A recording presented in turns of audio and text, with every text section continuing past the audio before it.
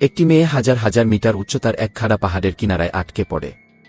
এটি ছিল এক ভয়ঙ্কর ড্রাগনের গুহা, যেখানে রাজকন্যাদের গ্রাস করে ফেলা হয়। শেষ আশায় মেয়েটি নিচে তাকিয়ে চিৎকার করে সাহায্য চায়। হঠাৎ এক কালো ড্রাগন গুহার মুখ বন্ধ করে দেয়। যখন ড্রাগন সেই মেয়েটিকে গিলতে যাচ্ছিল, তখন গুহার ভেতর থেকে একটা শব্দ আসে। ড্রাগন হঠাৎ উড়ে যায়। সেই শব্দ ছিল মেয়েটির বাবার কণ্ঠস্বর। আসলে মেয়ের বাবা বিশেষভাবে তাকে বাঁচাতে ফিরে এসেছিলেন।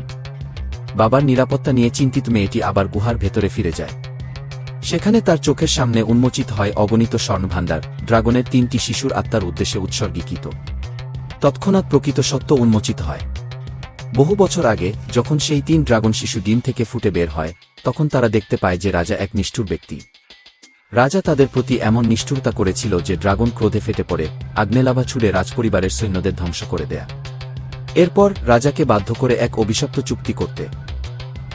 রাজপরিবারের প্রতিটি প্রজন্মকে 3 জন কন্যাকে বলি দিতে হবে, না হলে পুরো রাজপরিবার ধ্বংস হবে। কিন্তু রাজপরিবার সরলভাবে এই চুক্তি মানতে চায়নি। তারা বিবাহের অজুহাতে বিভিন্ন রাজ্য থেকে রাজকন্যা নিয়ে এসে জাদু বলে রাজপরিবারের রক্তের ছাপ দিয়ে গুহায় ফেলে দিত ড্রাগনের কাছে উৎসর্গ করার জন্য। মেয়েটি ছোটবেলা থেকেই এই কাহিনী শুনে এসেছে। এখন সে নিজেই এক বলি প্রদত্ত কন্যা হয়ে গেছে।